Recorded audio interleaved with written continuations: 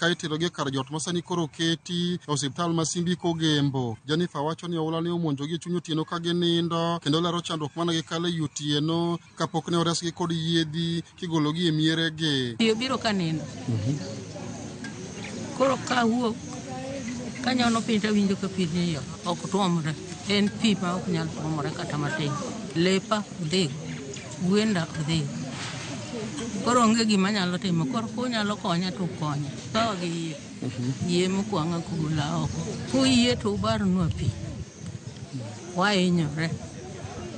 Kakan sani jogo yuda mana kamoko kaka yor pi adhi kuma ji dhiye tamo. Pek mar oula e kor gwenge makono koro keto ngima jopiny kamarach ka utegi moko bende koro ruombore piny kendo mwandugi mathoth mag udi bende sani koro lewe wi pi bang' ka oula ne osemonjogi. Ka jamni matindo bura kod gwen bende pi ne onege kinde ma oula ne omonjogi ka jopiny go ywago pek mar oula madarogi e miere higa ka higa kinde ma koth chwe mang'eny e pacho ka. Pi nomonjowa sa 6 otieno. Ka buok to ayudo ka pi lewe dier ot. Gwenda odhi, gwen 15.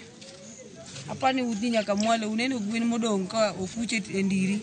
Koro kwayo maduong' ma wantiere go mondo barnwa pi. Waol gi dar higa ka higa. Kaka higa mokalo ne wadar diriyo. Wadar dwe mar 4, wachak wadar dwe mar 11. Higni obiro nwa ka owuok e aora mar Kibuon, kama donjo ga e nam, obedo blocked. Koro kanyo kosegik no dhi e nam to duogo kama flood moduogo yudowa ka koro odonjo go mane e miechwa. Odonjo sani koro problem okelo sana ni koro donjo to chung' ok oringi. Years machien ka nobiro to en gima biro to ka kodonjo sa 6 otieno ka romo gimoro sa 11 tido ko move yudo ka piny odong' motuo ma unyalo wuothe. Dem puothe odhigo mang'eny kabisa. Makati puro kata sani kiwuothe puothe go ne wadhigo gandowa moko kuno puothe bando gin gik mosetuo maonge geno ma ingo kuom bando go ma en keche mantie. Tumepelekwa na maji na mara mingi tunadanganywa na serikali kuwa inakuja kutusaidia. Hatuna saizi mbele wala nyuma. Tena na hii mwaka sisi ndio tena bado tunalia tu. Na watakuja tena watasema tu wanakuja na tena wanatupanisha hivyo. Familia go ne odar nyaka osiptal ma Simbi Kogembo kama koro gidhi jote nyaka ne oula riemgi e miere ka coordinator mar Red Cross e county ma Homa Bay Samuel Omondi manotelo e chenro mar reso jopiny ne oyango ni ji mahingo 500 alwora makono osedar e mieregi kendo gidhi nyime kod chenro mar resogi kod manyo kaka ginyalo konyore. Wasebedo ka wakonyore gi jo community disaster committee to gi jotend gweng' mondo wakony jo wuoge i pi. Nyaka sani report ma wan godo wan gi ji moingo families 500 mosedar kuma ikore mondo dhi e kembe opogore kaka Simbi Kogembo giikore gidhi Simbi dispensary. Joma nitie Chuowe Beach Osodo ikore dhi Osodo primary school. Koro dhi mbele gi nonro kendo wabiro ng'eyo ni to ji adi mohinyore ma odak e kambi to gimowito gik mamoko machalo kaka puothe gi jamni. Midhiero maket kod makarachuonyono bende ma ojoko jodak ma Dabibi mantie Naivasha kama oula ne omonjo miere kendo daro familia ma kwan gi ok tin 100. Kuanzia jana usiku masaa 2 mvua ilikuwa kubwa sana na maji yakafurika kwa boma za watu, vitabu, mifugo yote imesombwa. Makuku yenye inalalia mayai imebebwa leo, mapaka imebebwa. Alia Beach, Ramogi TV, Homa Bay. Jochiw thieth e bwo chenro mar Universal Health Coverage okwedo winjruok manyocha ogo chapa kod migawo mar thieth e wi orak margi mar tich ma bende noyango ni koro oketgi e lwet sirikende mag kaunti. Kaka Judith Omondi leronwa, jochiw thieth go koni ok gibi dok e tich nyaka migi barupegi mag tich e yo maongirore kaachiel gi miyogi omenda magi maraheri. En ng'anyo ma erameny ne oseneno ka gima biro. Ng'anyo ma obiro jomachiel bang' romo e kind migawo mar thieth kod jotend riwruoge mag jochiw thieth ma opogore ma jogegi ne ondiki orak mar Universal Health Coverage. Ichwang' kod koko ne oneno e kinde ma jagoro maduong' mar kuko George Gibore ne odonjo, achiel kuom jotelo mane oromo kod jatend migawo mar thieth Aden Duale. Kata kamano liekore ni ne ok gichung' kod dwaro mag jochiw thieth. Motelo ne romo kod jatend migawo mar thieth, jochiw thieth gi ne osebago ng'anyo kuom mahaw dweche 4 ka gisundo piny owacho mondo mi ondikgi e yo maongirore kaachiel gi miyogi omenda gi mag aheri. Tumekuja hapa, tunalala hapa leo, tuko na night vigil, bado tuko strike.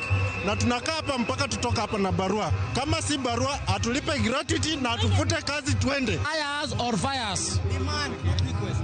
But by the fact that we have worked for 5 years with no gratuity, we have been asking for our conversion to PNP, and we have not commented about this. Most of us, that is 44 of us, have died in the course of duty, including one who died today in the morning. Akuja hapa maandamano. Bende giywak ni tend migao mar thieth oyiengore konchiel lai mag thieth ka gikoni lakteche kende ma ichopo dwachgi kama odong' to chalo kiye. Is the ministry the same as KMPDU? Are they the only health workers in this country that every single time we are told we are going to be absorbed, we see the terms of KMPDU being changed? So this morning we want to ask the Ministry of Health, does it serve only one cadre or the 18 health workers cadres that are in this country? Kalore gi report mar migao mar thieth bang' romo mane obag juma ma okalo, winjruok ne obedo mondo michwal jochiw thieth gi counties gi winjruok mar tich manitie sani ka girito budget ma higa 2026-2027 gino ma okwed kod jotend riwruogegi ma koni ne gibedo kod winjruok moro amora mabero ngima jochiw thieth mag UHC. Mimi nilikuwa kati ya wale viongozi tulikutana na waziri last week, na hakuna mahali tulielewana. Mnisikiza vizuri, hakuna mahali tulielewana ya kwamba wafanyakazi wanarudi kazi bila gratuity. Hiyo vitu mliona iliandikwa na lugha, sikizeni hapa, hiyo ni vitu yao. The agreement that we saw that is between the Ministry of Health and the Council of Governors, we already rejected. Agreement is not resolving the dispute between the workers and employers. They are resolving the dispute between themselves. Jatend migao mar thieth kata kamano chung' mare ma otegno e yor oboke okoni ne gibedo gi romo kod jotend riwruogegi kendo jotijegi biro chwali e counties chakre mar 7 higani ka ndikogi e yo maongirore to biro rito nyaka hik omenda 2026-2027. Ng'anyo ni mar jochiw thieth matiye buorak mar Universal Health Coverage biro e kinde ma juma ma okalo. Riwruok machielo mar lakteche ne obago romo e boma ma Mombasa kama jatend migao mar thieth Aden Duale ne ochopie kendo chiwo singo mar chopo dwarogi duto mane omiyo gidhi e ng'anyo. Judith Omondi, Ramogi TV, Nairobi.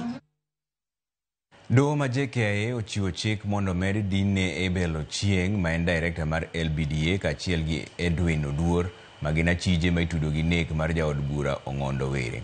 Doho ng'ado ni idhi geng'negi kuom ndalo 23.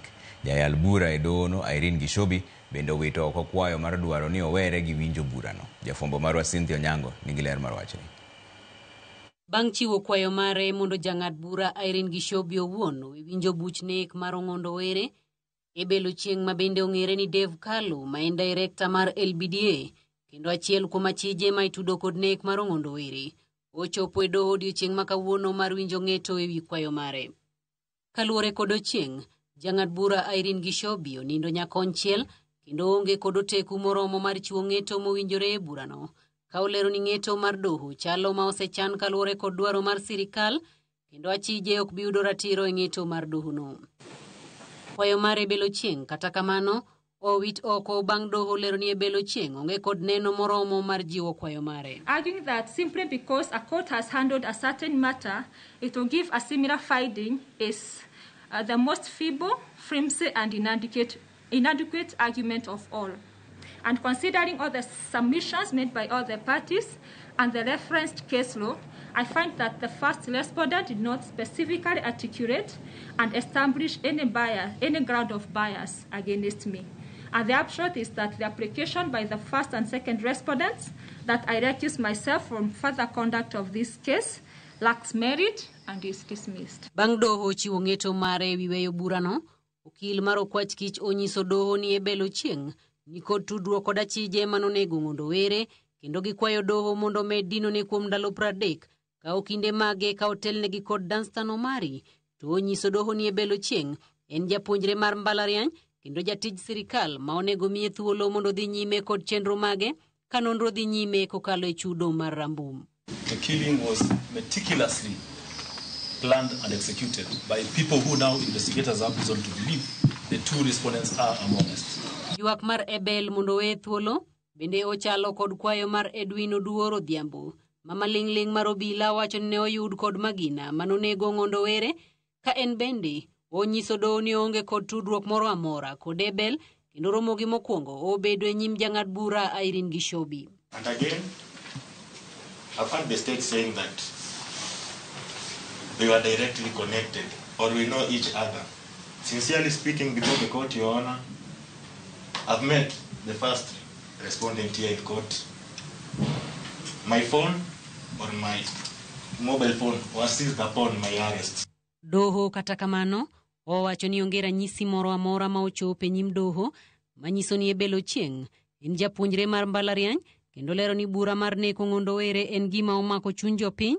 Ka kuom mano, doho ng'ado ni Ebel Ochieng kaachiel kod Edwin Odhiambo omed dinegi e tesend obila ma opogore opogore e boma ma Nairobi kuom ndalo 23 e kinde ma nonro mar obila dhi nyime. From the submissions, it is clear that this was a well-organized criminal activity that was well executed. And in such organization, several individuals have been linked, and it is important that investigators are granted sufficient time to thoroughly investigate the matter. In the upshot, considering all the circumstances of this case, I find merit in the application by the applicant, and the order sought to detain the first respondent at Langata Police Station and the second respondent at Gigiri Police Station, respectively, is hereby allowed, but for a period of 23 days. Cynthia Onyango, Ramogi TV, Nairobi. Gavana ma Homa Bay Gladys Wanga odok ne dongruok matimore e kaunti no kowacho ni gin tudruok e kind piny owacho mamalo kod mano mar kaunti no. Wanga mane seyo joma wacho ni dongruok mag kaunti no gin mikelo mana gi piny owacho mamalo, owacho ni mondo mi dongruok makare obedi nyaka chenro mag dongruok manye yore duto. Nderni yao e town ka kendi dwa yao kendi kete stima kendo Homa Bay koro rien kasit. Kedi e don nam paya osetieki tije mamoko matindo tindo monego tie do nam kanyo bidhi timi magero office mar KPA ka ma jowa bendiki koro jowa bedhi wacho ni atiye port kodhi chiemo kata kodhi kaminkreto wacho na wuok atiye port abiro mano gima lich. Paw ndege iyawo sani ndeke makoro madongo be nyalo biro Homa Bay ka.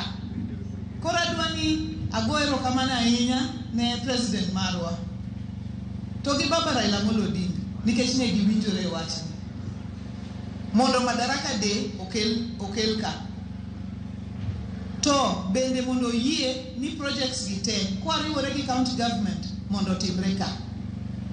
Jomoko aneno ka wacho ni projects gi magi mag national government indaki wach Homa Bay osebedo ka higni koro ji otimo oseko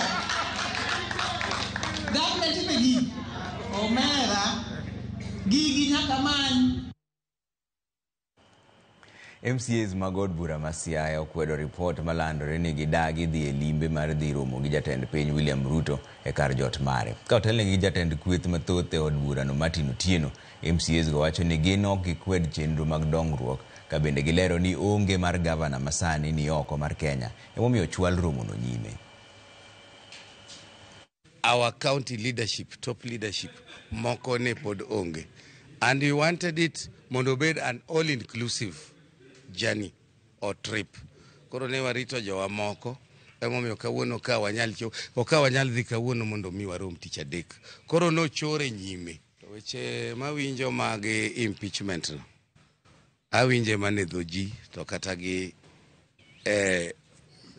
social media. Adiera duk en ni hotelowa madongo man mbele waka ema nochano romo with the State House. Kaso wachonwa kae. One, no nyiswa nyoro. Nitie invitation mowuok ni ji dhi e State House. To wapenjo to invitation ni ng'amo kele. To duoknwa ni okelnwa go kae gi senator marwa, men Dr. Buru. That's why we advise ni being ni governor onge. Warite kobiro to kapo ni pod en interested in going, he'll be leading the delegation madhi kucha kaka governor marwa. To wachi impeachment mora ma ji wacho ni ni MCAs are looming to impeach the governor. Kwani governor koso ni ng'atango? nitiere weche mane ondiki e MOU mane babo sign gi President Ruto. Namba 5 ne en mawuoyo kuom yudhe ni yudhe gi kinyaka koro ketie e programs mag economic stimulus programs. To koro magi programs ma wambe wanyalo gombo dhi penjo Ruto ni oketo gi kanye. Bas wadhi yumoro machuo kudo wanda kama tinta nino kuseoro temaruka endi mwalimu Ezra Gumbe kani osuri kadongo ka umos kwa Ramogi TV ero kama na inyano na winyo no bodho gi Dr. Ouno Modi mano mwalimu maduong' kabisa ndalo man wantiere Ndeng'o Panga higa mar 2004. Koro kwa dhi mbele kaendi wamor kaka kelonu habari ma Pastor Mondi tiche mar gemo nyinyore mosna Archbishop mar Odhiambo Gura Jagoro Samuel Atongo to gi Olo Yanda ero kama na inya Pastor Mondi tira machielo bende kae ni Honorable Trevor Umbija kaka pile Ramogi TV ler kendo waneno habari ka wan Odili Gardens Kisumo kaendi wamor kaka waneni studio kanyo mos na Honorable Rose Nyamunga, Honorable Dr. Nyong'o kod Mama Lavenda and an John Onyango from Witty Foundation CBO ero kama na ahinya nikawendu machielo bende ntiere kaendi wacho ni Trevor Duoler Fidel Castro an Kanyadoto Odhiambo Rambo Musnago wan kod Jane Nyango Derek kendo Valerie Benetire ka Byron en Musna jo Karachuonyo kuom misgi ni mos kuom koth dona Musna jo Karachuonyo kama na enya na Fidel Castro no kuro otemagu kaendi bende machielo bende no urna kaendi gi jakom mar boda boda youth ma Kabondo Gosi Gideon Ochuka wuod Kabondo wacho ni Trevor imore akwayo mana jowa magin jowa mabe ni wamed mana keto kwe tikwa wach weche mang'eny manyalo sako it jopiny arito twak aduwa mano jakom Gideon Ochuka wuod Kabondo. Bas udugo bang' dakika matin kik idhi mabor ahinya.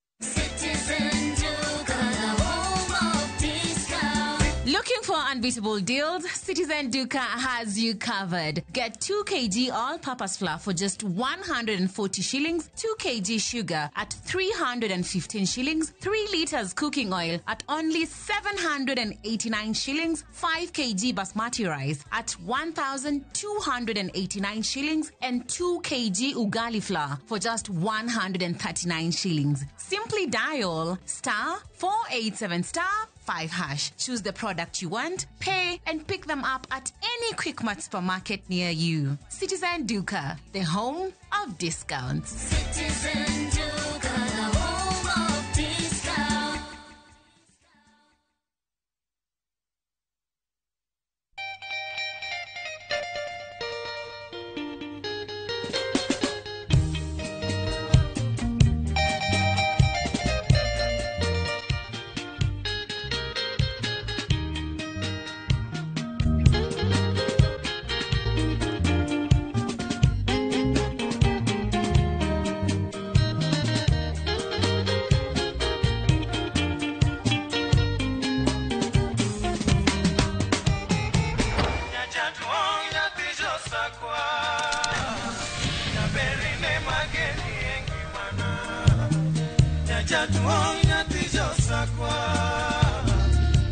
Radio Ramogi, Cartoon Jaluo.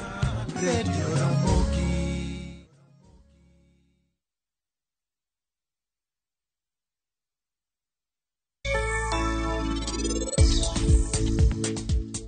Winja pari, inyaki puonjri kaka ini wuon nyalo konyri. Okabi bedo kodi pile mondo akonye gimoro amora. Iwinja?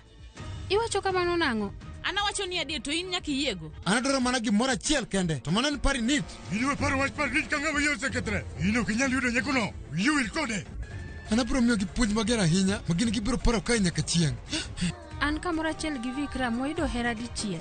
Nyasacha kwayi, timane gimoro mabiro miyo wabed gi jok mwahero.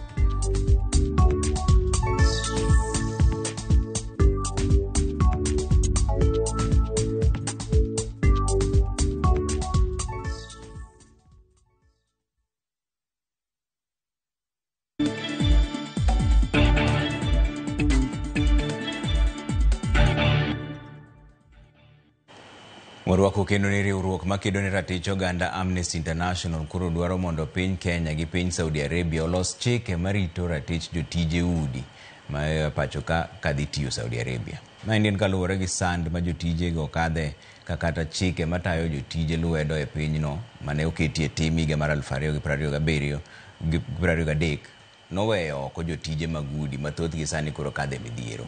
Lidio Keyo nigi ler mar wachni.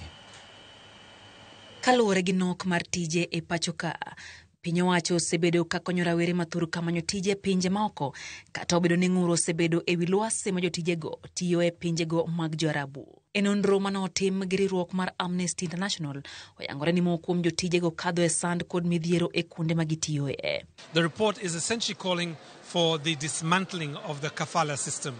The kafala system is set up essentially to produce second-class workers that are not protected under the Saudi labor laws. Saudi Arabia haijabadilisha mfumo wa kafala mpaka sasa hivi. Mfumo wa kafala ni kwamba yule ambaye anakuajiri anakuchukua kwa himaya yake, uko kwake, ni kama wewe ni baadhi ya mali zake na milki zake. Sasa yeye atakutumia jinsi anavyostahili. Nafanya kazi lakini hawanilipi. Naambia boss, mimi nataka pesa nitumane Kenya, wananiambia maliza contract kwanza ndo upate hiyo pesa yako yenye imebaki. Naambia what?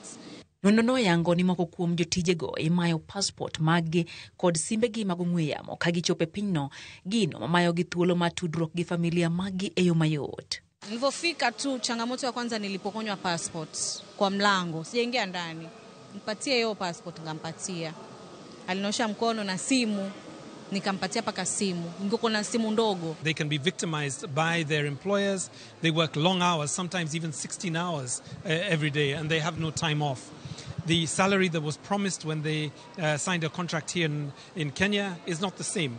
In some cases, it could be even 50% less than what we've seen. Moko kuom gitu no chiemo chuth kata imiyo gi chiemo moto ka iketo gi gininde dier ot. E kinde ma tich bende gitiyo ma onge chieng' yweyo. Ataro mar ratich jotije. Saa nyingine unaweza pata nyumba iko na vijana.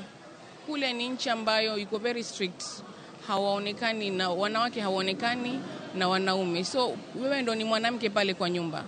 Wewe ndo unaingia kila room. So sometimes madhila ambao watu wanapitia mengi ni ya kingono. Kuteswa kingono hivyo. Maybe chakula, sometimes mshahara. Unafanya kazi but mshahara haulipwi, na ukiuliza mshahara unajitakia matatizo. Bende giywago akwede magikadhoe kamotis gi nyinge magalagala machalo kaka misumba, le kata opamo. Akoro riwruogno dwaro mondo mi piny Kenya gi piny mar Saudi Arabia olos chike maketo jotijego e lwet sirikal kendo gologi e lwet weg udi. Yani narauka saa 11, nafanya usafi kuanzia saa 11 mpaka saa 5 saa 6 usiku. Hiyo nyumba ilikuwa ni nyumba ya familia kubwa sana. Yani ni watoto wakubwa pia wameoa na wako hapo kwa hiyo nyumba na watoto wao. Yani ni mzee akona mpaka wajukuu kwa hiyo nyumba. We cannot just have one embassy, one office in Riyadh. We have to have several offices and capacities for the Kenyan government to hear their citizens' cries for help. Amnesty lero ni negitemo twak gi piny owacho ma pachoka kod piny owacho ma Saudi Arabia mano otamore chiwo dwoko e wi ng'ur makama. Oganda jo Kenya maromo 150 tiyo e udi e pinje mag Jo-Arabu. Lydia Okeyo, Ramogi TV. Jatend migawo mar pur Mutahi Kagwe oseyo moko kuom jotelo masani koro kwedo chenro mar kodesa kembe mag niang'. Kagwe wacho ni okenge duto mag chik ne oluw e keto kembego e lwet joket mwandu. Wacho ni kembego ok ousi ni mar oketgi mana e lwet joket mwandu e yor kodesa mondo meki gipodhi. That doesn't have a thorn. So none of those in the keyboards and so they're not perfect. Nobody is proposing that they are perfect people, but at least they pay their farmers per week. And I'd rather have somebody who is giving me 10 shillings than somebody who is promising me 100 shillings.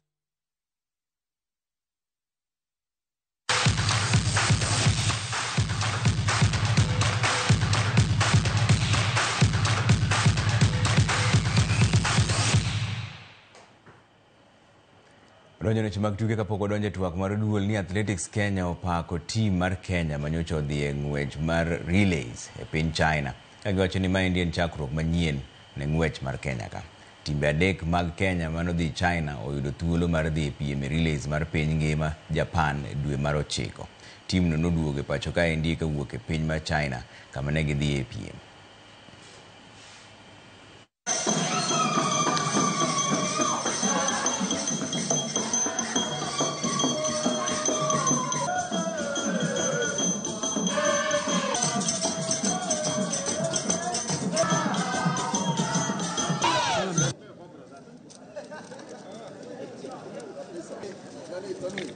It's just like a motivation to me. It really motivates me to keep on pushing for the next coming championships. My next target is to qualify for Tokyo, if possible. This was a time tulikuwa sasa tukionelea matimu yale yataenda katika World Athletics Championship ambayo itakuwa Tokyo mwezi ya Septemba, na timu zetu sababu tulikuwa na timu 4, timu 3 ziliqualify.